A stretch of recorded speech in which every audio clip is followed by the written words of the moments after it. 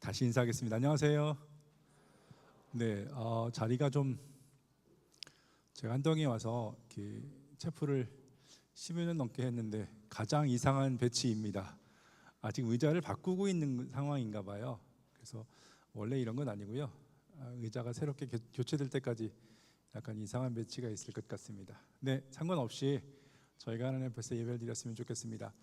사실 예배드릴 자격은 없습니다. 그러나 그분이 저희를 당신의 자녀로 귀하게 여기셔서 당신의 아들 예수 메시아를 통해서 은혜 베푸셨기 때문에 감히 아버지라 예배드릴 수 있는 것 같습니다. 그 은혜 기억하고 제가 기도함으로 저희 대학교의 예배를 시작하도록 하겠습니다. 기도하겠습니다. 하나님 감사합니다. 날씨가 장마라서 참 변덕스럽고 비도 많이 오고 덥기도 하고 그런 날씨입니다. 어쩌면 여름인 것 같은데 주님, 그런 계절 가운데 여전히 함께 하시는 하나님, 당신을 기억하며 저희가 예배드리고 싶습니다. 저희는 자격이 없지만 그러나 주님께서 당신의 아들을 보내셔서 저희를 사랑하시는 것 드러내 보여주셔서 그 은혜 기억하며 감히 아버지께 예배드리고 싶습니다. 주님, 예배를 통해서 하나님 당신과의 관계를 다시 기억할 수 있도록 도와주시고 또 저희가 하나님 당신 앞에서 무엇을 중요시 여기며 살아갈지 다시 한번 확인하는 시간 될 수 있도록 도와주십시오. 그래서 일상의 삶에서 하나님 당신과의 관계 더 소중히 여기며 살아가는 또 다른 발판 될 수 있도록 저희 예배 시간들을 주님 은혜 베풀어 주셨으면 좋겠습니다. 되어질 모든 시간들 주님께 부탁드리고 예수님의 이름으로 기도했습니다. 아멘. 계속해서 프레이즈 팀과 함께 찬양하도록 하겠습니다. 주일 예배에 나오신 모든 분들을 환영하고 축복합니다. 우리 시간 자리에서 일어나셔서 함께 기도로 나아갑시다. 이 시간 조용히 주님 앞에 기도로 나아가기 원합니다. 주님, 우리는 부족하고 자격 없는 사람들이지만 죄인이라고 부르지 아니하시고 당신의 자녀로 이곳 가운데 불러주셔서 감사합니다. 주님, 당신과 더욱더 가까워지기 원합니다. 이 예배 가운데 임재하여 달라고 함께 기도하며 나아가겠습니다.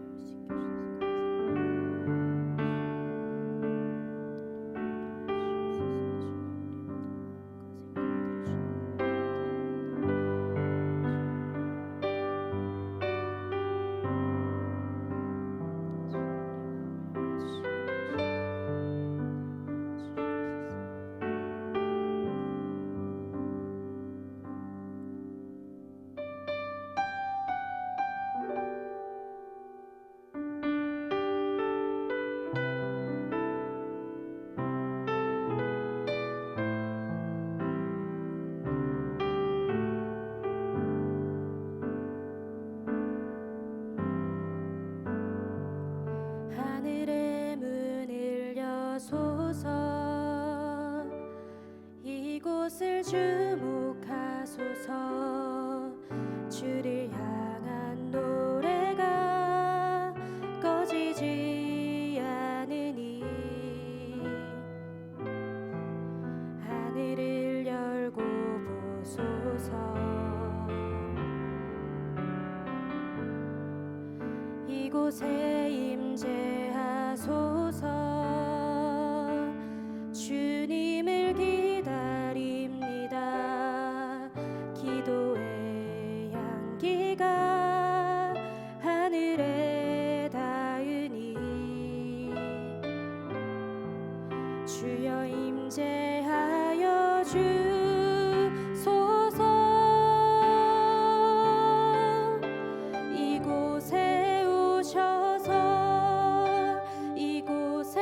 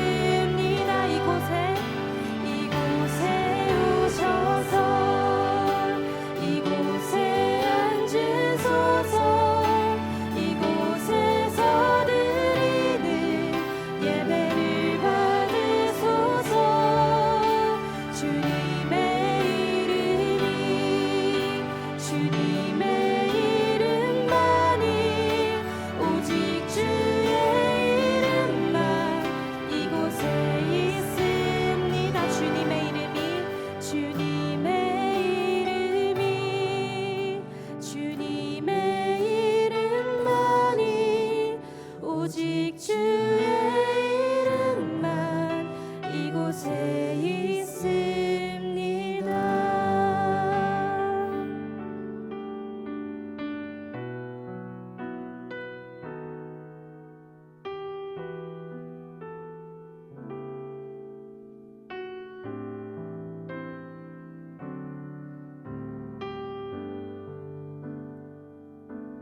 주의 아름다움은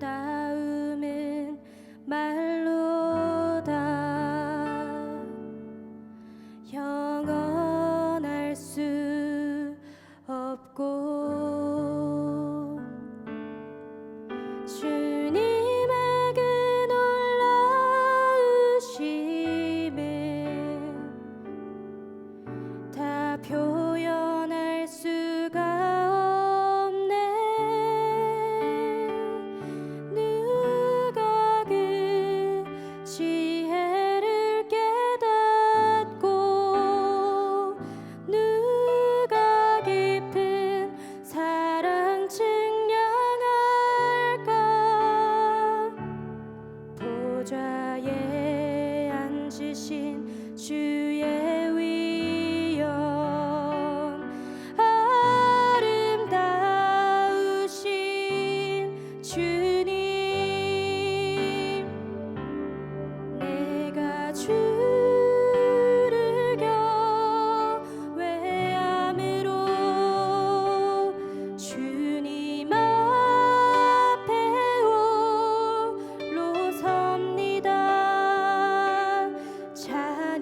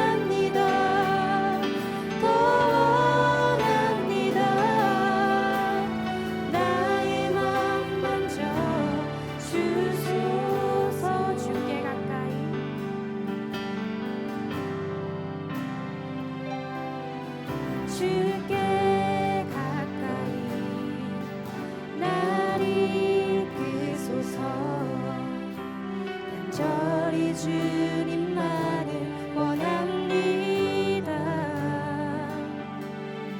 채워주소서 주의 사랑을 진정한 찬양 드릴 수 있도록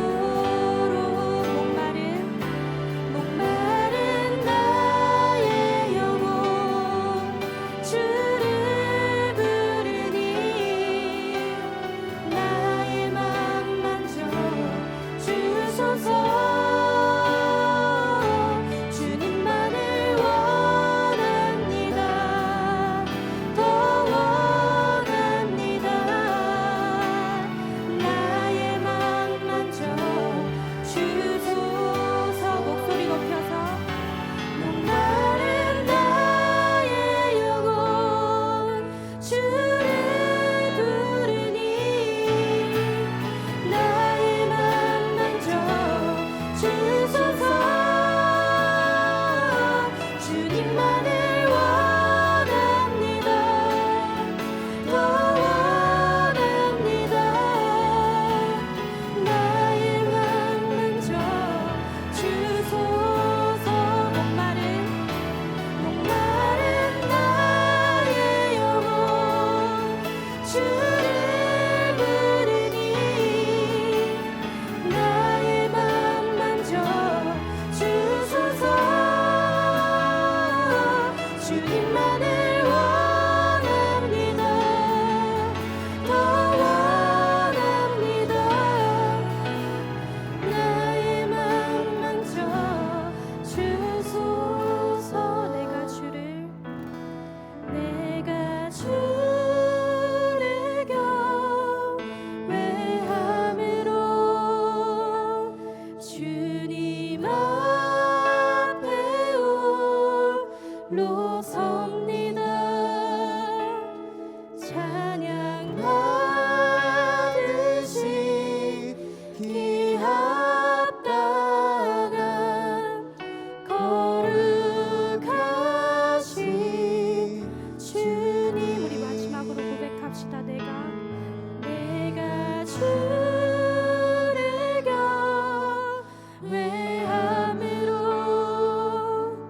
주님 앞에 홀로 섭니다. 찬양 받으시 기합당한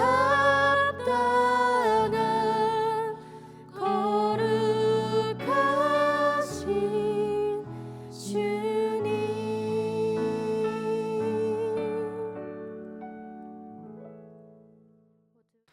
기도드리겠습니다. 늦은 비와 이른 비를 때에 따라 허락하시는 하나님 아버지, 이 예배의 자리에 주님을 찬양하고 예배할 수 있도록 허락해 주신 주님의 은혜에 감사드립니다.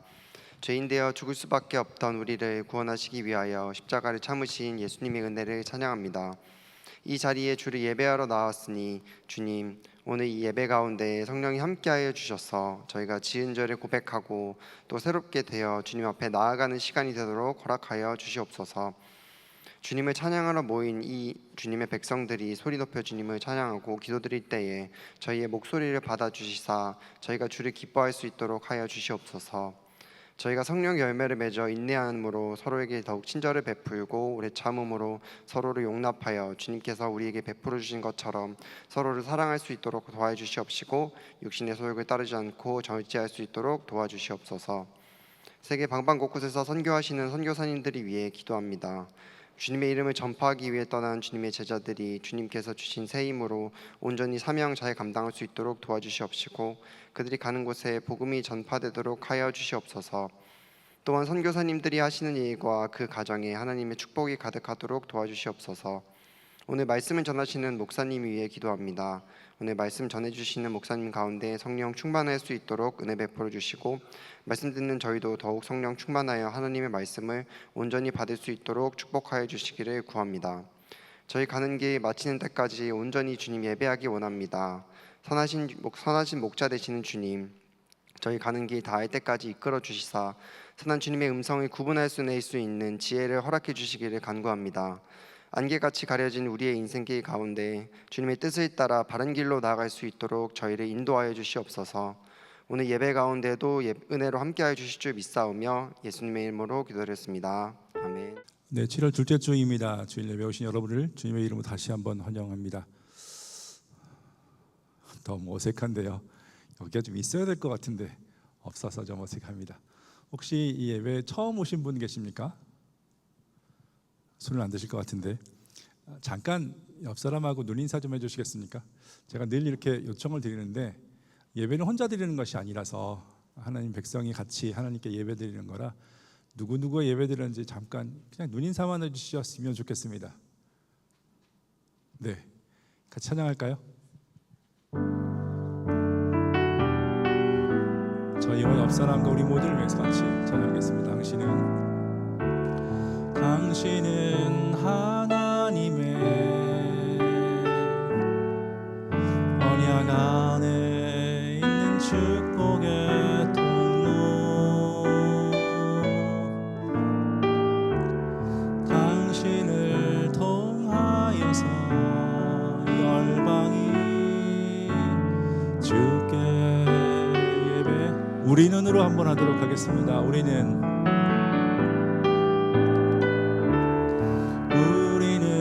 하나님의 언약 안에 있는 축복의 통로, 우리를 통하여서 열방이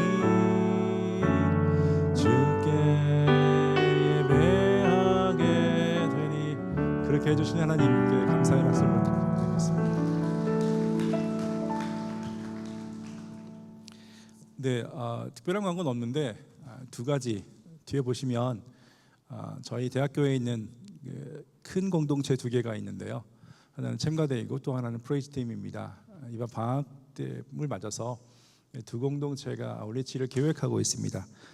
챔가데이는 7월 19일부터 한 열흘 정도 29일까지 중부 괴산에 있는 곳에서 또 아울리치를 계획하고 이제 곧 갈 겁니다. 위해서 좀 기도해 주셨으면 좋겠습니다. 특별히 비가 많이 와서 좀 걱정이 됩니다. 제가 인도 담당하고 있는 사람으로서 약간 걱정이 됩니다. 그래서 많이 큰 피해 없고 또 잘 지내다가 또 좋은 봉사 가운데 하나님의 은혜를 많이 경험하고 왔으면 좋겠습니다. 그리고 8월 달에는 프레이즈 팀이 이번엔 해외 아울리치를 가게 된다고 합니다. 또 멀리 가니까 하나님의 은혜가 더 많이 필요한 것 같습니다. 가는 것, 오는 것 안전, 그리고 거기서 지내는 일련의 과정 가운데 하나님께서 함께 하시는 것이 무엇인지 많이 보여주셨으면 좋겠습니다. 기억나시면 같이 기도했으면 좋겠습니다. 네, 오늘의 말씀 같이 보도록 하겠습니다. 요한복음 10장입니다. 요한복음 10장 1에서 21절입니다. 조금 긴데요. 자르기가 좀 어려워서 제가 그냥 21절까지 같이 읽도록 하겠습니다. 제가 한 절, 여러분이 한 절 그렇게 같이 보도록 하겠습니다. 요한복음 10장 1절에서 21절입니다. 제가 먼저 읽겠습니다. 내가 진실로 진실로 너에게 이르노니 문을 통하여 양의 우리에 들어가지 아니하고 다른 데로 넘어가는 자는 절도며 강도요. 오늘이 7월 둘째 주입니다. 내일이 지나면 계절학기 마지막 인데요. 여기 계절학기 때문에 계시는 분인가요? 네. 내일이 지나면 아마 본격적으로 방학이 될 것 같습니다. 학교에 사람이 별로 없는, 진짜 별로 없는 본격적인 방학이 될 것 같습니다. 저는 요한복음 10장 오늘 저희가 같이 읽었던 본문을 통해서 하나님을 향한 우리의 신앙 또 우리의 태도에 대해서 다시 한번 점검해 보고 싶어요. 그래서 하나님 앞에서 어떤 모습으로 계속 저희들 삶을 유지하고 또 살아가야 할까, 그것에 대한 이야기 좀 해보고 싶습니다. 모르는 건 아니에요. 제가 말씀드리는 것은 다시 한번 확인하는 과정입니다.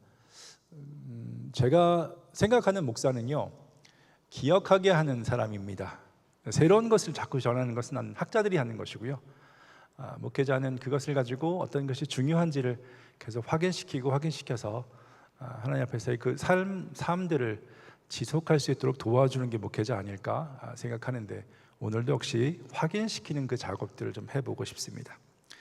본문의 내용을 좀 설명을 좀 잠깐 드리겠습니다. 오늘 본문 요한복음 10장인데요. 시간적으로 보면 AD 29년 정도의 일인 것 같아요. AD 30년 봄에 예수님께서 십자가에 돌아가셨으니까 6월절에 그 전해입니다. AD 29년이고요. 조금 더 구체적으로 보면 7장에 초막절 사건이 나옵니다. 10월 정도에 있는 건데요. 그 초막절에 맞춰서 예수님께서 예루살렘에 내려오시고, 그리고 오늘 보면 바로 뒤에 보면 22절 보면 수전절이라는 이야기가 나와요. 하누카라고 하는데 저희 이제 크리스마스를 지키잖아요. 근데 이제 유대인들은 BC 164년에 그 하스모니안 그 마카비 가문이 시리아에서 독립을 쟁취하는 그날을 기념해서 절기를 지킵니다. 그 수전절, 성전을 회복했다라고 하는 그 의미를 담고 있는데요. 겨울입니다. 그러니까 10월 이후부터 시작해서 그 겨울까지 어느 순간에 오늘의 이야기가 진행되고요. 장소는 예루살렘입니다. 예수님 돌아가시기 한 6개월 전이라고 생각하시면 되겠습니다. 예수님께서는 당시의 정체성에 대해서 사람들과 종교 지도자들 앞에서 계속 말씀하시고 또 사람들과 논쟁을 하십니다. 오늘은 특별히 양 또 목자에 대한 이야기를 가지고 예수님께서 자신의 정체성과 사역을 말씀하시는 부분을 생각할 수 있을 것 같습니다. 네, 구절을 잠깐 보도록 하겠습니다. 자세한 건 아니고요. 이렇게 1절에서 5절 보면 예수님께서 비유로 처음 말씀을 하십니다. 두 가지 내용이에요. 문이 양우리의 문이고요. 두 번째는 목자에 대한 이야기를 하십니다. 그리고 그 자세한 이야기는 1절, 2절에서 문에 대한 이야기를 하죠. 문을 통해 들어가는 사람이 진짜고 또 다른 곳으로 들어가는 사람들은 도둑이라는 이야기로 합니다. 그리고 문을 통해서 들어가는 사람은 목자라는 이야기를 2절까지 하고요. 3절에서 5절은 목자에 대한 이야기를 합니다. 문지기가 지키는 사람이 있어요. 밤새. 그러면 이제 아침에 그 목자들이 오는데 그 문지기가 문을 열어주면 그 목자가 자기 양을 부릅니다. 양들은 그 목자의 음성을 듣고서 그 목자에게 가요. 그리고 목자가 앞으로 인도해서 이야기를 하면 양은 그 목자의 음성을 따라서 따라간다는 이야기를 하죠. 다른 사람들은 그 자기 목자가 아니니까 그 음성을 따르지 않는다라는 겁니다. 자, 그런데 사람들이 이해를 못했어요. 무슨 소리냐? 대부분의 예수님의 비유에 대한 사람들의 반응입니다. 말씀하셨어도 이해를 잘 못해요. 그래서 예수님께서 또 다시 그 비유에 대한 설명들을 조금 구체적으로 설명을 해 주시죠. 아까 얘기했던 문하고 또 목자에 대한 두 가지 주제를 가지고 하나씩 설명하는 것으로 볼 수 있습니다.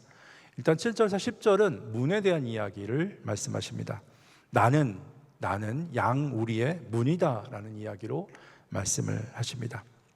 그러니까 문을 통해서 들어가고 나가는 사람이 진짜 목자다라고 얘기하는 것처럼 자신을 통해서만 소위 말하면 구원을 얻을 수 있다라는 이야기고요. 그리고 예수님 통해서만 그 구원 이후의 삶에서 풍성함을 경험할 수 있다라는 것입니다. 그러니까 예수님이 유일한 구원의 통로라는 이야기를 해 주시는 것입니다. 11절에서 18절은요. 선한 목자에 대한 이야기를 설명을 해요. 조금 길게. 그래서 요한복음에서 많이 나오는 나는 무엇만이다라는 I am이라는 표현을 통해서 설명을 합니다. 출애굽기에 보면 하나님께서 모세에게 처음으로 당신이 누구시다라는 것을 드러내시는 표현이에요. 그 히브리어 표현인데요. 그것을 그리스어로 바꿔서 영어로 번역하면 I am이 되고 우리말로 번역하면 나는 무엇이다라는 것입니다. 예수님은 하나님이 보내신 계시자, 하나님을 드러내시는 분이시고 또 하나님의 일을 행하시는 분이다라는 것을 소개하는 그런 표현입니다. 나는 양의 문이다, 그리고 나는 선한 목자다, 이런 식의 표현을 가지고 예수님이 자기 정체성에 대한 이야기를 하십니다. 그게 세 가지를 통해서 나는 선한 목자가 무엇인지를 설명합니다. 첫 번째는 11절과 12절인데요. 자기 양을 굉장히 사랑해서 목숨을 버리는 그런 존재로 소개를 합니다.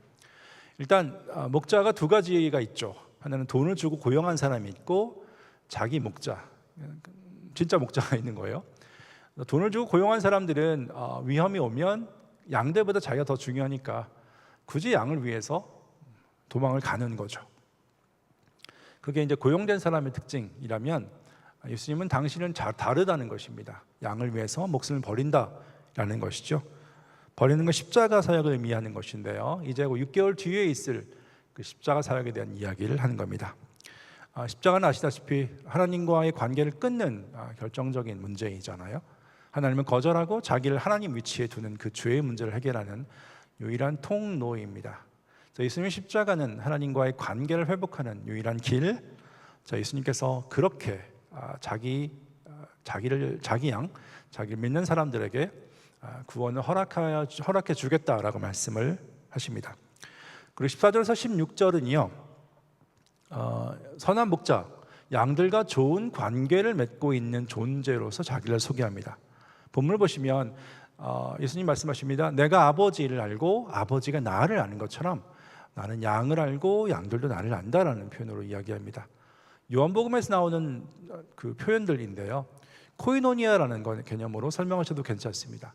아버지와 예수님이 코이노니아, 서로 사귐에 있는 것처럼 예수님을 믿는 그 양들과 신자들과 예수님이 서로 아는 그 코이노니아의 사귐을 가지고 있을 것이라고 얘기합니다.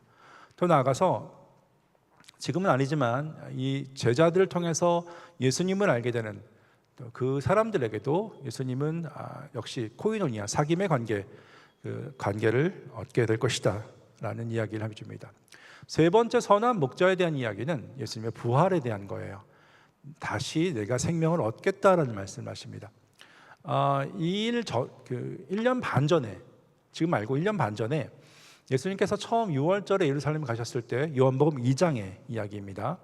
이 성전을 허물어, 돌로 만든 성전이죠. 그러면 내가 새로운 성전을 짓겠다라고 해서 예수님의 부활에 대한 이야기를 암시합니다. 물론 아무도 몰랐어요.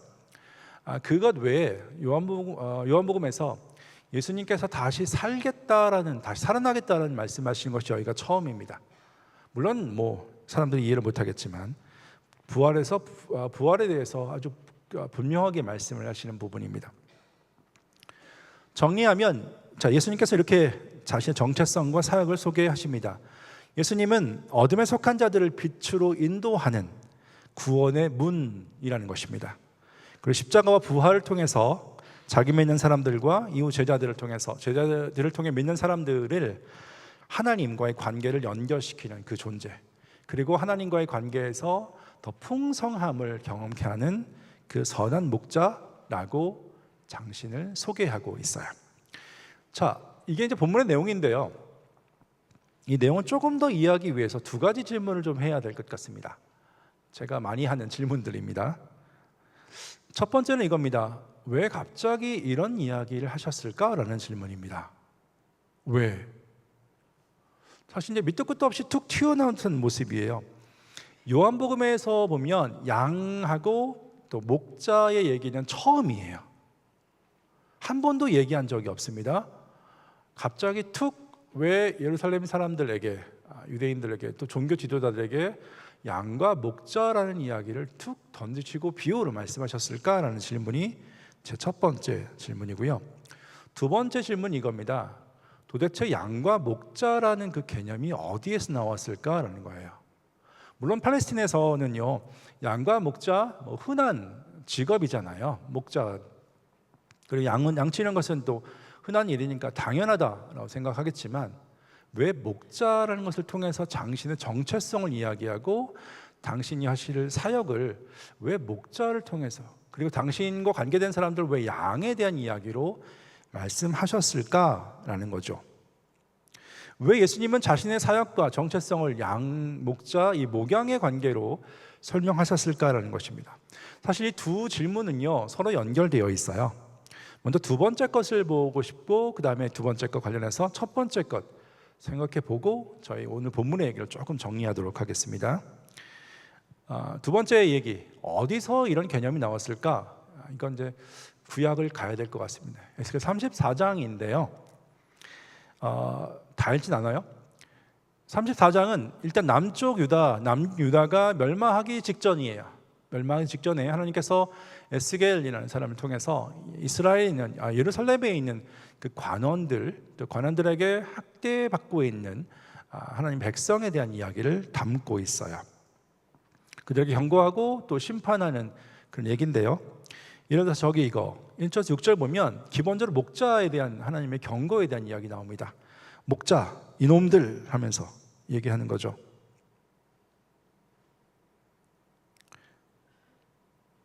네. 자, 기본적으로 양들을 잘 돌봐야 되는 위치에 있는 사람들이잖아요. 그런데 그들이 오히려 양들을 학대를 합니다.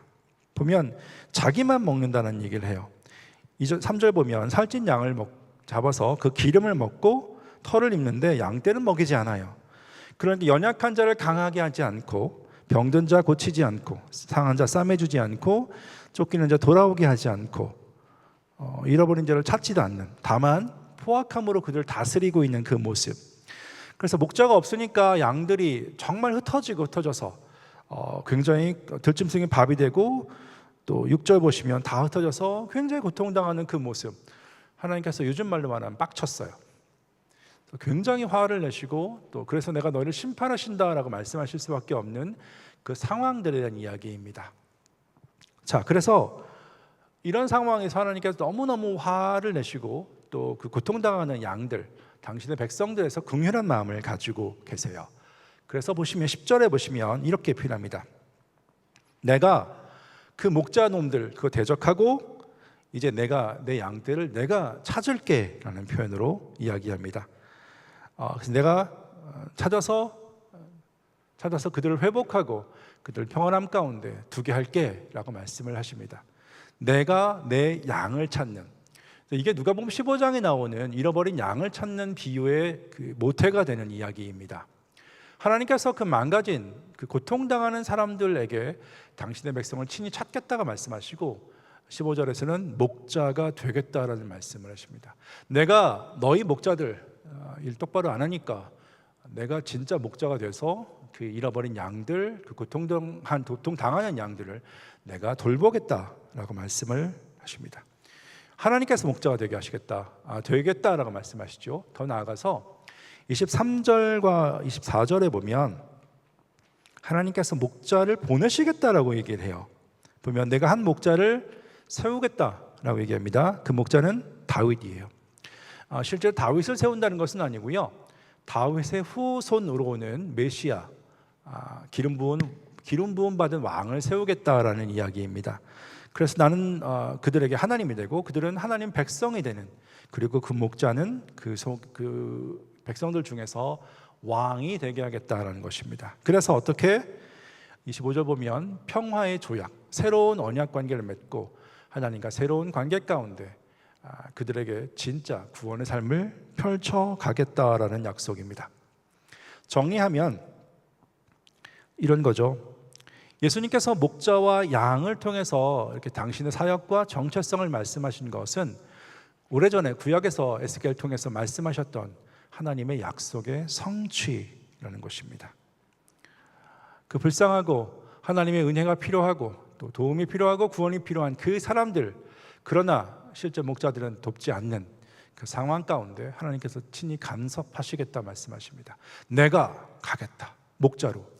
그리고 내가 목자를 세우겠다라고 말씀하십니다. 그래서 다윗이라고 얘기하는 메시아는요, 하나님을 드러내는 존재입니다. 계시자라고 얘기를 해요. 요한복음에서 굉장히 중요한 예수님의 정체성입니다. 나중에 저희 보진 않았지만 10장 뒤에 보면 예수님은 이렇게 얘기합니다. 나와 아버지는 하나다라고 얘기를 해요. 종교 지도자들이 얘기하죠. 이 미친놈이 있나?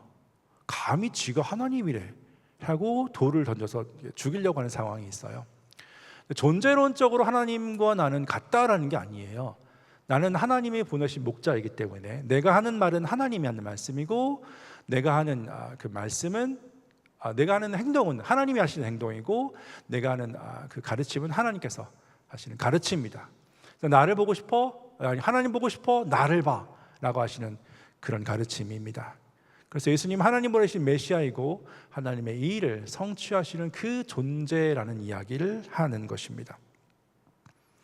그래서 예수님은 그 메시아로서의 그 정체성을 양과 목자, 에스겔 34장의 얘기를, 하나님의 그 마음을 확 드러내고 또 하나님의 그 구원의 계획을 실제로 성취하는 존재로서 이야기하고 있습니다.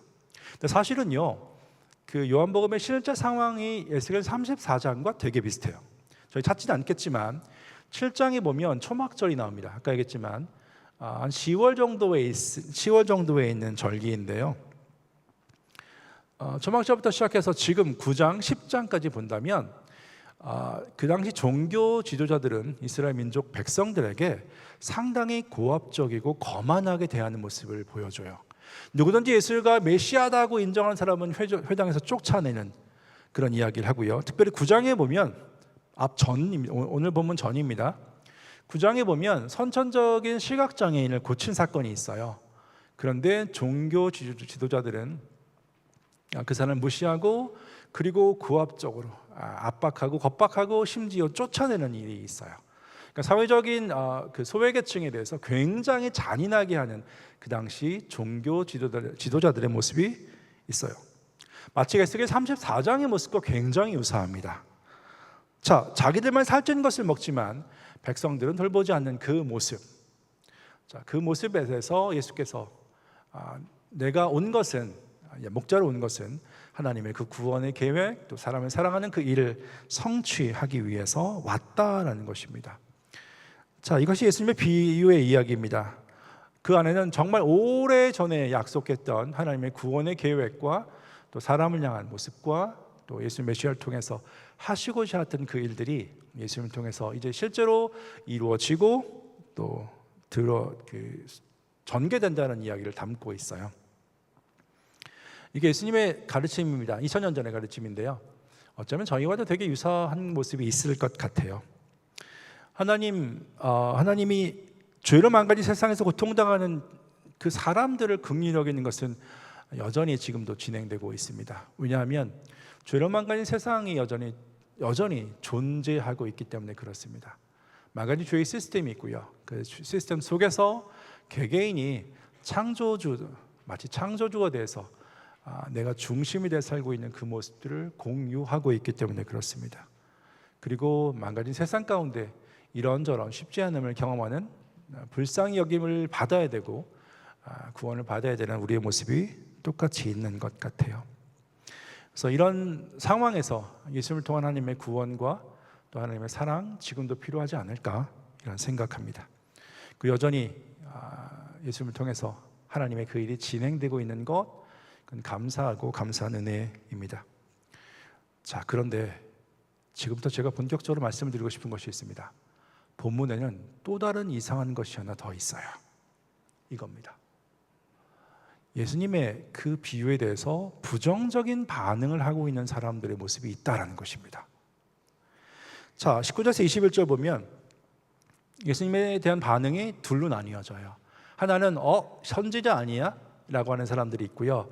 또 하나는 미친 거 아니야? 예수가 어떻게 선지자야? 그냥 귀신 들린 사람이야 라고 얘기하는 사람입니다.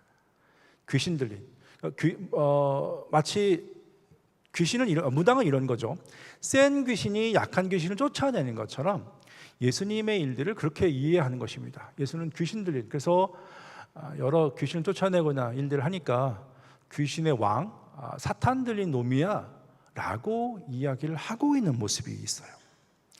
사실 오늘 제가 주목하고 싶은 거고요, 제가 말씀드리고 싶은 대목이 여기 있습니다.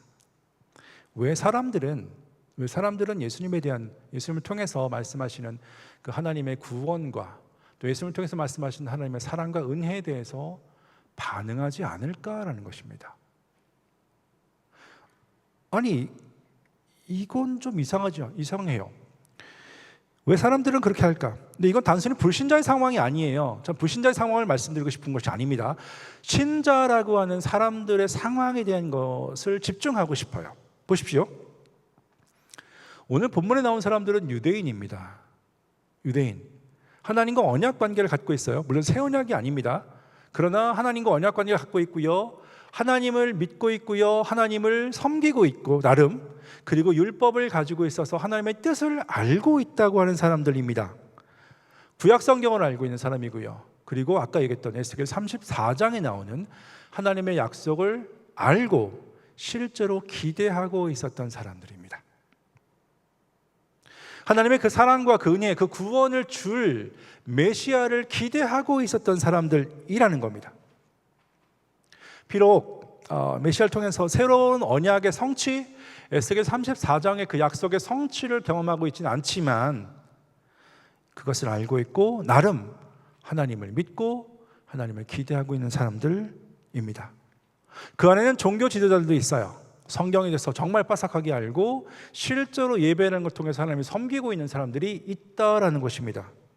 그런데 예수께서 그 구약의 이야기를 통해서 하나님의 은혜와 하나님의 사랑, 그것이 실제 성취되고 있는 것을 가르쳐 주고 있음에도 불구하고 그들은 듣지 않습니다. 반응하지 않아요. 되게 이상해요.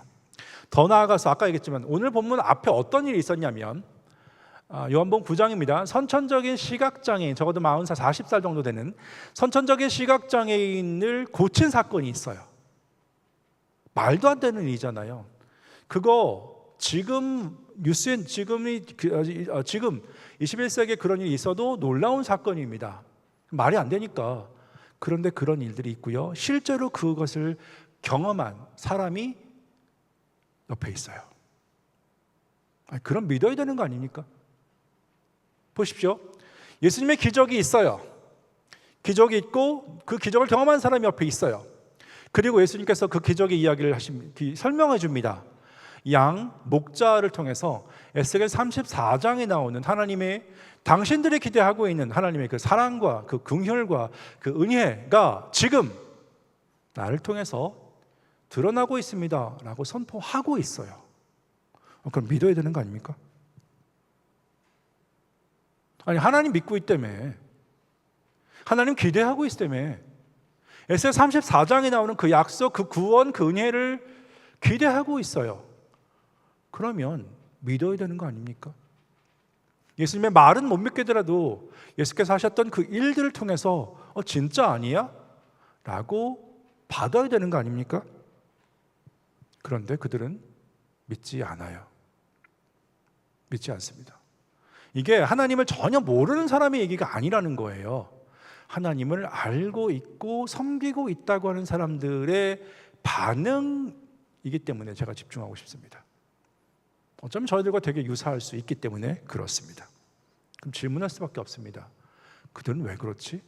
왜 믿지 않지? 라는 질문입니다. 왜 그런 것들을 보여줌에도 불구하고 예수님께 긍정적인 반응들을 하지 않지? 라는 질문입니다. 또 더 나아가면 이런 질문도 할 수 있을 것 같아요. 자, 그렇다면 그들이 신앙생활에서 무엇을 기대하고 있을까라는 질문입니다. 더 나아가서 아니 그들이 하나님을 믿는다고 하는데 그들이 믿는 하나님은 어떤 모습이고 도대체 그들이 기대하는 하나님은 어떤 분이지라는 질문도 할 수 있을 것 같아요. 왜? 에스겔 34장의 그 약속을 통해서 예수께서 목자에 대한 이야기와 양에 대한 이야기 그리고 기적을 통해서 가르쳐 주시잖아요. 하나님의 그 구원의 은혜가, 그 불쌍히 여기는 자비의 은혜가 지금 드러나고 있다니까. 무슨 소리야? 라고 하는 사람들의 반응. 도대체 왜? 아니 그럼 그들은 무슨 하나님 믿고 있고 도대체 어떤 신앙생활의 모습을 하고 있을까 생각할 수밖에 없어요. 말씀드렸지만 불신자들의 얘기가 아니라니까요. 하나님을 알고 있다라고 생각하는 사람들의 반응. 그래서 저는 이것을 통해서 똑같이 하나님을 알고 있다라고 생각하고 있고 또 고백하는 저희들의 모습을 잠깐 같이 연결해 보고 싶은 생각이 있는 겁니다. 왜 그럴까요? 물론 여러 이유가 있겠죠. 저는 요한복음을 통해서 두 가지를 생각을 해 보고 싶습니다. 두 가지. 하나는 이거예요. 그들은 선입견과 편견을 가지고 있기 때문이 아닐까라는 생각입니다. 물론 신념이라고 할 수도 있을 것 같아요. 자, 당시 예수님이 메시아라는 것을 믿기 어려운 이유가 있어요. 특별히 종교 지도자들에게는 더 어려운 이유가 있습니다. 그 핵심 이유가 뭐냐면 예수라는 사람이 나사렛 사람이라는 것입니다. 나사렛 출신. 자, 어떤 사람이 다윗의 후손 메시아가 되려면 다윗의 후손이니까 반드시 베들레헴 출신이어야 됩니다. 베들레헴. 예를 들어서 미가서 5장 2절은 이렇게 얘기합니다. 보시죠. 베들레헴 다윗의 고향 동네에서 메시아가 나와요. 한 목자가 나올 겁니다. 그리고 그 목자는 단순히 사람이 아니라 하나님의 아들일 겁니다. 자, 이렇게 구약에서 약속해 있어요. 해 있습니다. 그리고 에스겔 34장 보시면 하나님께서 다윗을 세우시겠다고 하잖아요. 목자로 다윗. 그래서 다윗을 통해서 하나님과 새로운 언약 관계를, 화평의 언약을 세우고, 그리고 사람을 구원하고 사람들을 회복시키는 그 일을 다윗의 후손을 통해서 진행하겠다 말씀하시잖아요. 그러면 예수라는 사람이 다윗의 후손인 이 에스겔 34장의 목자가 되려면 베들레헴 출신이어야 됩니다. 예수는 어디 출신? 나사렛 출신입니다. 나사렛 출신. 그래서 믿을 수가 없는 거예요. 예수님 뭐라고 해도 예수는 나사렛 출신인데 나사렛 출신이 베들레헴이 되는 건 없어 라는 거죠. 구체적인 예를 들면 이게 요한복음에서 많이 나오는 것인데요, 7장에 이런 것입니다. 자, 예수께서 초막절에 정말 여러 가지로 가르치십니다. 사람들 가운데 분쟁이 생깁니다. 그중에 어떤 사람이 이런 것입니다. 야, 말이 돼? 쟤는 예루살렘 출신이 아니 나사렛 출신 아니 베들레헴 출신이 아니잖아 라고 해서 예수님을 인정하지 않아요. 야, 갈릴리 출신인데 갈릴리 출신의 선지자는 없다니까? 반드시 나사렛 아니 헷갈린다. 반드시 베들레헴 출신이어야 합니다. 근데 예수는 나사렛 출신이잖아. 절대로 메시아일 리가 없어. 분쟁 있다고 합니다. 오늘 본문도 마찬가지예요. 요한복음 12장에도 나타납니다. 오늘 본문 사람도 마찬가지예요. 나름 예수님이 무엇을 해도, 실제로 기적을 해도요, 예수는 메시아가 아니야 라고 생각할 수 있는 나름의 근거를 가지고 있는 거예요. 어떻게 보면 그 근거는 굉장히 분명한 것 같아요. 그리고 그들의 생각이 옳은 것처럼 보입니다.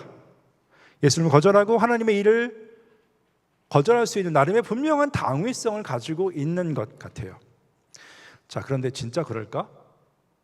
찾지는 않겠지만 요한복음에는 굉장히 재미있는 사건이 하나 있습니다. 요한복음 1장, 혹시 빌립과 나다나엘이라는 사람을 아십니까? 제가 수업 시간에 얘기하는데요, 저와 관계된 사람들 속에서는 무식한 사람이 없습니다. 왜냐하면 제가 몰라도 아는 척하는 방법을 늘 가르쳐 드리거든요. 제가 질문하면 살짝 고개를 살짝 끄덕이시면 마치 아는 것처럼 사람들이 인정하게 됩니다. 해볼까요? 여러분, 빌립과 나다나엘이라는 것을 아시죠? 다시 하겠습니다. 학습 효과 떨어져서 다시 하겠습니다. 제가 무식한 사람이 안 되는 방법을 가르쳐 드린다니까요. 살짝 고개를 끄덕이시면 됩니다. 여러분, 빌립과 나다나엘 사건을 아시죠? 네, 여러분이 아시는 것처럼 요한복음 1장에 예수님을 처음 만난 제자들 중에 빌립이 있습니다. 그래서 예수님과 하룻밤 머물면서 우리가 찾던 메시아 아니야? 라고 확신하고 자기 고향 동네 사람 친구인 나다나엘에게 얘기합니다. 내가 메시아 만났어. 나다나엘이 묻습니다. 누군데? 나사렛 예수야. 미친 거 아니냐? 야, 나사렛에서 선한 게 어딨어? 라고 나다나엘이 얘기하는 것이 있습니다. 미친 거 아니냐는 제 말입니다. 나사렛에서 선한 게 나올 수가 없어. 나사렛에서는 절대로 메시아가 나올 수 없어. 빌립, 당신이 만난 사람은 메시아가 아니야 라고 이야기합니다. 자, 그런데 빌립이 나다나엘을 끌고 와요. 그래서 예수님 만나게 합니다. 예수께서 말씀하십니다. 나다나엘에게 내가 당신이 여기 오기 전에 무화과 나무 밑에 있는 것을 제가 봤습니다. 헐, 아무도 모르는데 내가 한 것을 알고 있는 저분 메시아 아니야? 그래서 나다나엘이 고백합니다. 당신은 이스라엘의 임금 왕입니다. 메시아란 얘기입니다. 그리고 하나님의 아들입니다. 다윗의 후손이란 얘기입니다. 이런 것이죠. 무슨 얘기냐면 처음에는 자기가 가진 선입견과 생각 때문에 예수는 절대로 메시아일 리가 없어 라고 했는데 예수님 만나고 나서 자기 생각의 틀을 깬 사람이 나다나엘입니다. 나다나엘. 자, 그래서 예수님이 나사렛 출신이기 때문에 메시아가 아니다, 베들레헴 출신이 아니기 때문에 메시아가 아니다. 꼭 그렇게 그런 사람만 있다는 것은 아니라는 거예요. 자, 근데 오늘 본문의 사람들은 다릅니다. 자기가 가지고 있는 생각들을 절대로 안 깹니다. 절대로 안 깨요. 그 사람들은 안타깝게 하나님의 일하심, 하나님의 말씀보다 자기들이 생각했던 것들을 훨씬 더 중요시 여기고 있습니다. 그 선입관이든 신념이든 편견이든 상관없습니다. 자기가 가지고 있는 것을 훨씬 더 중요시 여기고 있는 사람입니다. 근데 저는요, 이런 일들이 그때 하나님을 알고 있다라고 하는 사람들에게만 벌어지는 것은 아니라고 생각합니다. 이거 순전히 지금부터 말씀드린 것은 순전히 제 생각입니다. 제가 보는 편견일 수도 있어요. 하지만 가끔 제가 많이 이제 봤었던 거기 때문에 혹시 이런 거 아닐까라고 생각하는 겁니다. 저는 신앙생활하면서 가끔은 신앙생활 오래 한 분들이 무서울 때가 있습니다. 이상한 얘기지만 신앙생활을 오래 한 분들이 좀 무서울 때가 있어요. 특별히 어떤 경험이 많은 분, 또 기도를 굉장히 열심히 하시는 분, 또 신학을 나름 공부했던 분들, 이런 분들이 가끔 무서울 때가 있습니다. 아무튼 이분들은요, 소위 교회나 또 기독교에서 어떤 짬바가 많은 분들이라고 얘기할 수 있는데요. 그분들 중에서 굉장히 독특한 신념들을 가지고 있는 분들 꽤 많이 봤어요. 그리고 자기만의 생각들, 또 자기만의 이런 생각의 테두리 아주 단단한 분들, 그런 분들 꽤 많이 봤습니다. 저 그런 사람들 좀 무섭습니다. 이미 소위 말하면 그 교회와 기독교의 짬바, 거기 나오는 그것이 거의 절대화되어 있는 것 같은 느낌이 있습니다. 자기만의 울타리를 치고 하나님도 이래야 되고 예수님도 이래야 되고 성도의 삶은 이래야 되고 신앙의 삶은 이래야만 돼라는 나름의 틀, 절대로 안 깨지는 듯한 그 모습, 아니 절대라고 얘기할 수 있을 정도의 굉장히 단단한 그 모습들을 가지고 있어요. 물론 바른 진리에 대한 소신은 굉장히 중요한데요, 근데 바른 진리가 아님에도 불구하고 그 굉장히 단단하게 뭉쳐져 있는 신념 덩어리를 가지고 있는 분들이 꽤 많다는 것입니다. 요지부동입니다. 시간이 지나가면 지나갈수록 그게 더 단단해지는 모습이 있어요. 뭐라고 해도 안 깨져요. 뭐라고 해도. 심지어 성경을 통해서 바르게 가르쳐도 안 깨집니다. 하나님께서 말씀하셔서도 안 깨져요. 이상하죠? 안 깨져요. 저는 이것을 독선이라고 말하고 싶어요.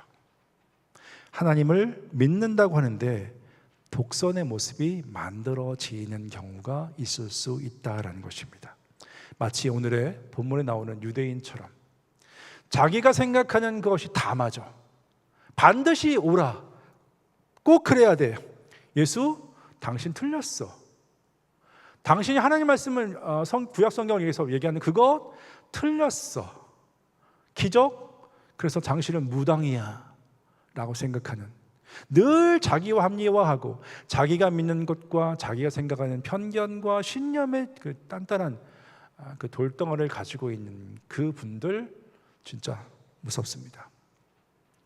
아마 유대인들, 오늘 본문에 나온 유대인들이 그런 것 때문에 예수께서 가르쳤던 것들을 받아들일 수 없었던 것 같습니다. 신앙생활을 하는데 이런 모습이 가능하다라는 겁니다. 그다음 두 번째 모습은 이거예요. 왜 오늘 본문에 나오는 유대인들이 예수님의 말씀을, 그 예수님을 통해서 정말 귀한 하나님의 사랑과 그 하나님의 약속이 성취됐다는 것을 받아들이지 않았을까? 전 두 번째 모습을 이기적인 신앙의 모습이라고 이렇게 정의를 좀 해봤습니다. 아까 언급한 것과는 조금 다른 결이에요. 첫 번째 건 뭐냐면 무조건 내가 오라라는 독선이었다면, 이번 두 번째 것은 어떤 모습을 해도 나의 이익과 나의 유익, 그것이 최선이야, 그것만이라고 생각하는 그런 모습을 가지고 있는 사람이라고 생각할 수 있을 것 같습니다. 역시 요한복음에 그 한 예가 나옵니다. 찾지는 않겠지만 요한복음 6장에 나오는 오병이어, 소위 옥방이 일어난 사건입니다. 자, 지금 사건보다 한 6개월 전 사건이에요. 오병이어 오빵이어 기적을 경험했습니다. 빵 5개, 물고기 2마리를 가지고 적어도 5,000명을 먹인 놀라운 사건입니다. 6월절쯤에 있었던 사건인데요. 그들이 자신들이 경제적인 만족들, 또 자신의 필요를 만족하는 것들을 경험합니다. 그래서 예수님을 왕으로 삼으려고 해요. 근데 가만히 보면 이거 나름 합리적인 이유가 있어요. 자, 메시아가 다윗의 후손이라면서요, 왕이라면서요, 임금이라면서요. 그래, 내가 임금을 삼아줄게. 틀리지 않았어요. 맞지 않습니까? 예수님이 메시아니까 다윗의 후손 왕으로 삼아주려는 것 틀리지 않았어요. 문제는 동기입니다. 그들이 하는 그 동기는 뭐냐면 철저하게 자기의 이익을 만족시키는 왕이 되십시오, 자기의 필요만 채워주는 왕이 되십시오라는 것입니다. 철저하게 이기적인 모습입니다. 물론 이게 시기적으로 한 6개월 전이고요. 그 오병이어 사건들은 갈릴리 지역에 있는 사람들이고 지금 오늘의 본문은 예루살렘의 사람들이지만, 그러나 저는 비슷한 모습으로 연결할 수 있을 것 같다라고 생각합니다. 근데 문제는 그 이기적인 신앙의 모습이 그때 그 사람들에게만 있지는 않은 것 같다라는 것입니다. 하나님 믿는다고 얘기합니다. 그리고 하나님 믿고 따른다고 이야기하는데 모든 삶의 방향성이 자기에게만 집중되어 있는 모습을 저희는 사실 어렵지 않게 볼 수 있기 때문에 그렇습니다. 교회 역사에서 굉장히 많았고요. 지금도 저희 옆에 있잖아요. 그리고 저희도 그렇잖아요. 저희도. 그렇게 보면 예수님께서 그 성경과 기적을 통해서 하나님의 은혜가 무엇이고 또 사랑이 무엇이고 보입니다. 그런데 사람들은 기본적으로 자기가 가지고 있는, 그 당시 유대인들입니다, 자기가 가진 생각들, 자기가 가진 신념 체계들, 자기가 가진 편입견, 그리고 더 나아가서 이기적 욕심으로 하나님을 절대로 받아들이지 않습니다. 그것도 자기만의 이 틀로 재면서 받아들이기 때문에 예수님을 인정할 수가 없어요. 당연한 이야기지만 그런 자들에게는 하나님의 사랑과 은혜, 그 깊이가 전해질 수가 없습니다. 없어요. 많은 신앙인입니다. 그리고 하나님 믿는다고 고백을 합니다. 그리고 행동도 해요. 신앙의 요소들 얘기하고요, 경건의 모습도 행합니다. 그러나 하나님과의 관계에서 깊이 있는 모습을 유지할 수 없습니다. 그리고 그들이 하는 모습들은 위선자의 모습을 벗어나기가 아주 어려워요. 아주 어렵습니다. 그럼에도 착각 속에 살고 있는 모습이 가능하다는 것입니다. 그러니까 예수님을 잘 믿는 것도 되게 중요한데요, 믿고 나서 어떻게 그 신앙생활을 하나님 앞에서 그 관계를 잘 유지할 수 있을까, 어떻게 바르게 유지할 수 있을까도 굉장히 중요하다라고 생각을 합니다. 어쩜 지금 저희가 이렇게 예배를 드리고 있는 이유 중에 하나도 하나님과의 그 관계를 어떻게 하면 계속 바르게 잘 유지할 수 있을까, 그 방법 중에 하나로 여기 앉아 있는 거 아닐까 생각합니다. 자, 그럼 질문할 수밖에 없어요. 마지막 질문입니다. 어떡하지? 어떻게 하면 그들과 다른 모습의 신앙이 될 수 있을까라는 것이 저희 질문입니다. 어떻게 하면 지독하게도 독선과 아집과 편견에 사로잡혀 있는 그 위선자의 모습, 지독하게도 자기만을 중심으로 한 신앙의 모습이 아니라 하나님께서 기대하시는 진짜 사랑과 은혜를 바르게 경험하는 그 모습이 될 수 있을까? 마지막 저희 질문입니다. 짧게 정리하도록 하겠습니다. 첫 번째는요, 이렇게 좀 말씀을 드리고 싶어요. 우리가 믿고 있는 하나님 더 알아가는 것을 놓치지 않으셨으면 좋겠습니다. 구체적으로 이런 모습이었으면 좋겠습니다. 우리의 경험이 우리를 속이지 않도록 조심하는 것이 필요할 것 같습니다. 신앙생활하면 경험이 많아지게 됩니다. 이런저런 모습으로 기도응답이든 아니 말씀을 통해 깨닫게 되든 관계를 통해서 회복이 되든 여러 경험들이 많아집니다. 당연합니다. 그리고 반드시 그런 경험이 있어야 합니다. 그런데 경험은 우리가 하나님과의 관계에서 절대적인 모든 것을 다 이해할 수 있게 하지는 않습니다. 조심하지 않으면 내가 해봤어, 내가 경험해봤어라는 그것이 나를 역시 조그마한 편견과 선입견으로 사로잡게 할 수 있는 가능성이 있습니다.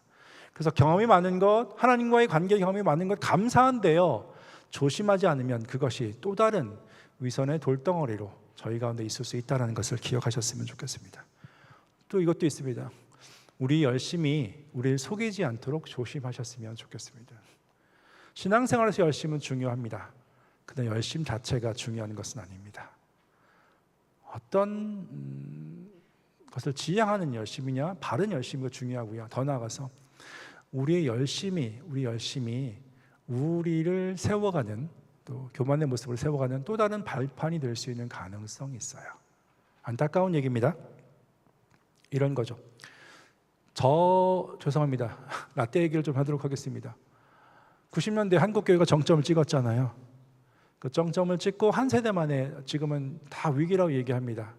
근데 80년대, 90년대 대한민국 교회들은 정말 열심히 있었습니다.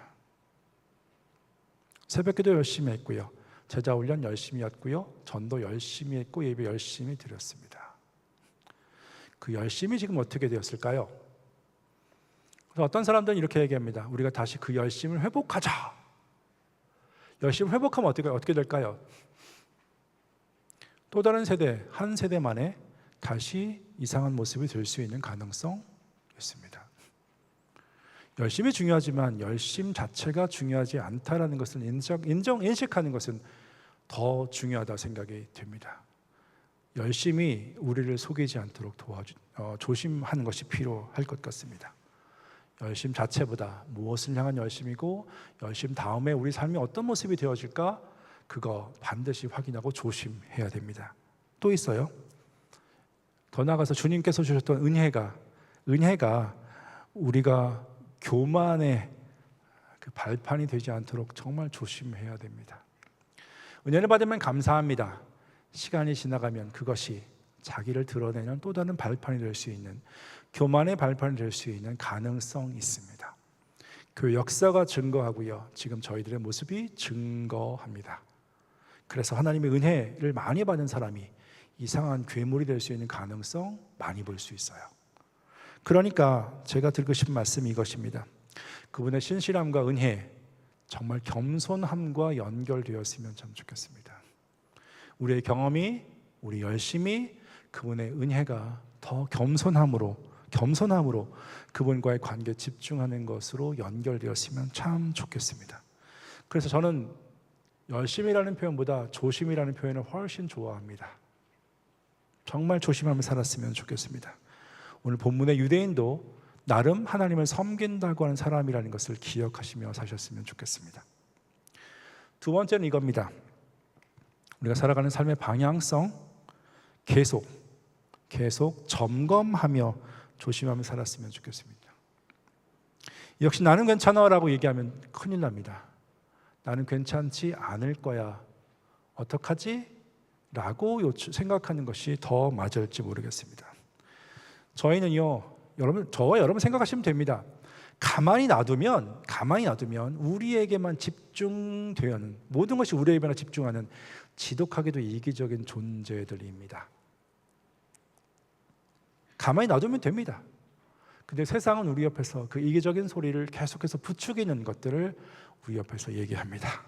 너 그렇게 살면 망해. 너 그렇게 살면 뒤처져. 너 그렇게 살면 죽어. 바보냐? 라고 세상은 계속해서 우리에게 이야기합니다. 근데 그 소리를 들으면 불안해져요. 불안해집니다. 나만 진짜 바보 되는 거 아닌가?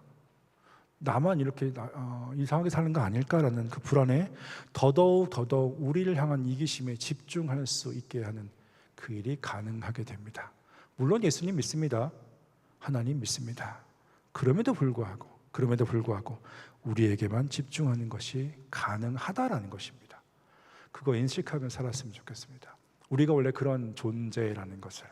그래서 우리가 누구이고, 우리가 누구와 함께 살고, 그리고 우리가 무엇을 향해 사는 것인지 할 수 있으면 자주자주 확인하고 사십시오. 우리는 하나님 그분의 정말 은혜로 그분의 자녀가 된 사람입니다. 하나님이 진짜 필요하고요. 하나님만 필요하고요. 그분의 관계 안에 있는 것이 최고이고요. 그리고 그분의 뜻, 하나님을 사랑하고 사람을 사랑하는 그분의 뜻을 향해 살아가는 것이 정말 중요해. 계속해서 확인하십시오. 저는 그 확인의 과정을 씨름이라고 얘기하고 싶어요. 싸우십시오. 많이 실패할 겁니다. 그러나 씨름하십시오. 씨름하십시오. 계속해서 씨름하는 것이 필요합니다. 내가 무엇을 향해 사는 사람이지? 내가 어떤 사람이고 내가 누구와 관계를 맺는 게 진짜 유익이지? 계속해서 확인하면서 사십시오. 그리고 무엇보다 도와달라고 하십시오. 이리저리 장황한 기도 하지 않으셔도 됩니다. 그냥 살려달라고 하면 돼요. 그냥 도와달라고 하면 됩니다. 무엇을 어떻게? 사실 그것도 잘 몰라요. 그렇잖아요. 뭘 기도할지 모르겠어요. 근데 굉장히 심란해요. 굉장히 불안해요. 뭔가 이상해요. 그때 그냥 그렇게 기도하십시오. 살려달라고, 도와달라고 하십시오. 바르게 생각할 수 있도록 도와주십시오. 그리고 하나님 앞에서 다시금 겸손이 무엇인지 또 배워갈 수 있도록 도와주십시오. 그래서 잘 걸어갈 수 있도록 도와주십시오. 도와주십시오. 그게 우리가 진짜 많이 해야 되는 기도 시간. 무릎을 꿇든지 안 꿇든지 상관없습니다. 길을 걸어가면서 하든지 안 하든지 상관없습니다. 밥 먹으면서 고개 숙이면서 기도하든지 그렇지 않든지 상관없습니다. 이거 하십시오. 도와주세요. 도와주세요. 이래야 저희가 살 수 있을 것 같습니다. 말씀 맺겠습니다. 예수님은요, 하나님의 오래된 그 계획들을 성취하시는 분이십니다. 양, 목자, 이 관계를 통해서 그 불쌍한 인생들을 얼마나 하나님께서 귀하게 여기시는지 보여주시고, 실제로 예수님이 십자가와 부활로 그 일을 하셨습니다. 하나님은 예수님 보내서 그 마음을 보여주시고 실제로 또 행하시고 지금 저희에게도 동일하게 그것을 보여주십니다. 문제는 그 당시 유대인이 그랬던 것처럼 저희들의 응답입니다. 여전히 주님은 신실하십니다. 여전히 주님은 저희들에게 은혜롭고 또 자비롭게 대하십니다. 문제는 저희가 하나님의 그 은혜에 어떻게 반응하고 응답하느냐입니다. 특별히 믿는다라고 이야기하고 또 하나님을 안다고 고백하고 소위 신앙생활이라고 하는 저희들이 그 당시 유대인의 모습 기억하며 반면교사로 삼았으면 좋겠습니다. 얼마든지 저희들도 될 수 있는 모습이라고 생각하고 조심해 살았으면 좋겠습니다. 은혜가 저희들만의 그 선입견과 편견과 그리고 독선의 그 단단한 돌덩어리가 되지 않도록 정말 조심하며 살았으면 좋겠습니다. 나는 괜찮아 라고 아니라 괜찮을까? 내가 알고 있는 하나님이 맞는 걸까? 내가 추구하고 있는 이 삶의 방향이 맞는 걸까? 계속해서 묻는 그 과정들이 저희들에게 필요할 것 같습니다. 그리고 무엇이 내게 진짜 유익일까? 세상에게는 그것일까? 내가 하고 싶은 것일까? 아니면 하나님께서 기대하시는 하나님 사랑하는 것과 사람 사랑하는 그 모습이 더 중요한 걸까? 씨름하는 모습을 나눠주셨으면 좋겠습니다. 그리고 무엇보다 도와달라 하십시오. 그것이 우리의 모습이었으면 좋겠습니다. 시간이 지나가면 지나갈수록, 그래서 아까 말씀드렸지만 신앙생활은요, 한번 성공한다고 끝내는 것이 아닙니다. 우리 삶은 지속되어야 된다면 이 모습을 가지고 계속해서 하나님 앞에서 더 조심히 저희의 삶을 살았으면 좋겠습니다. 기도하겠습니다. 잠깐 여러분의 기도하는 시간을 좀 드렸으면 좋겠습니다. 한 2, 3분 정도. 어떻게 살고 계십니까? 잘 살고 계실 수도 있고요, 그렇지 않을 수도 있습니다. 더 중요한 건 우리가 유대인의 모습과 다른 모습이 되었으면 좋겠다라는 것입니다. 나는 괜찮을까? 나는 괜찮아가 아니라 나는 괜찮을까? 잘하고 있을까? 하나님께 계속 묻고, 그리고 도와달라고 하는 그 삶을 통해서 하나님께서 기대하시는 당신의 귀한 백성, 바른 백성의 삶을 살아갈 수 있도록 도와주십시오. 그거 기대하고 제가 잠깐 기도했으면 좋겠습니다. 기도하겠습니다.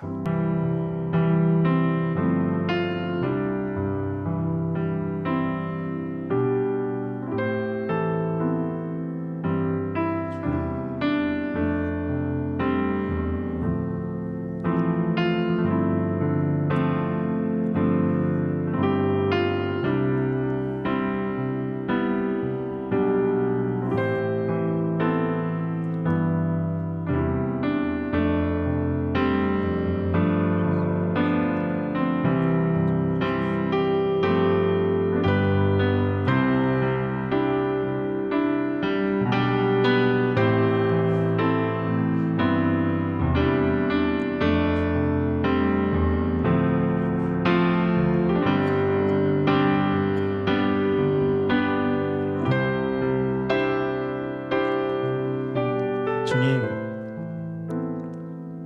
2000년 전에 유대인의 모습이지만 또 그 전에 구약 백성들의 모습이지만 그럼에도 불구하고 저희들의 모습과 다르지 않음을 먼저 고백하고 싶습니다. 주님, 그때 유대인이 예수를 통해서 하나님의 사랑과 은혜를 받지 않았던 것처럼 주님, 저희도 여전히 하나님을 알고 있다고 하고 하나님 믿다 하지만 저희들이 만드는 저희들만의 선입관과 편견이 그 신념의 덩어리가 주님 당신의 일을 가릴 수 있다는 것을 기억하며 조심히 살아갈 수 있도록 도와주십시오. 그리고 자연스럽게 우리에게만 집중하는 이기적인 모습이 저희도 얼마든지 가능하다는 것을 기억하며 조심할 수 있도록 도와주십시오. 그렇게 살고 싶은데 잘 안 됩니다. 하나님, 그래서 당신의 도우심이 필요합니다. 정말 저희들 생각을 많이 바꿔주시고 또 저희들의 기도를 바꿔주시고 실제 삶의 걸음을 바꿔주시는 당신의 그 일 주님 저희 허락해 주십시오. 그래서 은혜를 통해서 더 겸손하게 한 당신의 관계 가운데 거할 수 있는 저희들의 걸음걸음 또 계속된 삶이 될 수 있도록 도와주시기를 기도합니다. 예수님의 이름으로 기도했습니다. 아멘. 다 일어나셔서 나를 지으신 주님 찬양하고 제가 축도하고 예배를 마치도록 하겠습니다.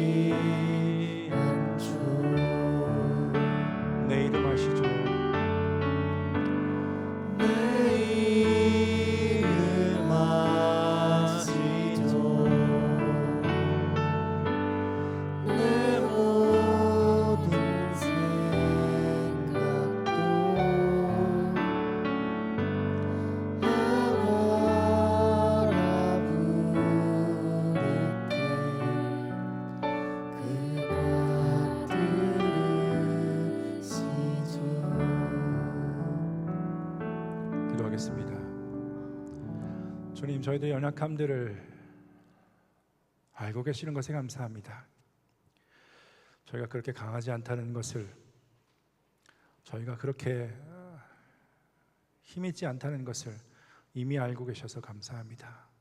그럼에도 불구하고 저희를 당신의 자녀로 부르시고 여전히 자녀로 인정하시고 그리고 여전히 당신의 은혜를 베푸셔서 감사합니다.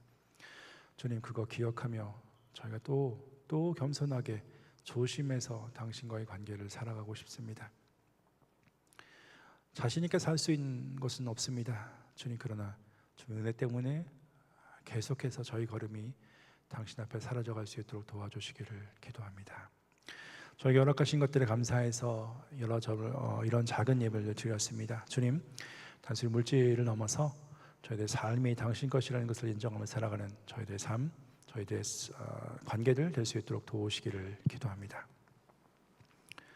이제는 저희를 참 사랑하셔서 이 땅 오신 예수 메시아의 은혜와 아들을 보내셔서 우리를 얼마나 귀하게 여기신지 보이신 하나님의 사랑과 우리 안에서 당신의 모습, 당신의 백성의 모습으로 계속해서 만들어가신 성령님의 일하심이 그 당시 유대인과 다른 사람들을 지향하고 선입견과 또 은혜가 교만으로 흘러가지 않기를 기대하며 더 자기중심적이 아니라 하나님의 뜻을 향해서 살아가기를 다짐하는 여기는 당신의 백성들 위해, 한동 위에, 한국의 교회들 위해 이제부터 영원토록 함께 하시기를 간절히 축원하옵나이다.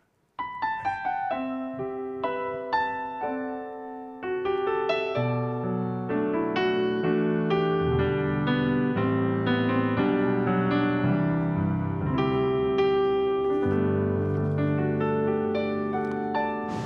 7월 14일 대학 예배를 마쳤습니다. 주 안에서 평안한 한 주 되었으면 좋겠습니다.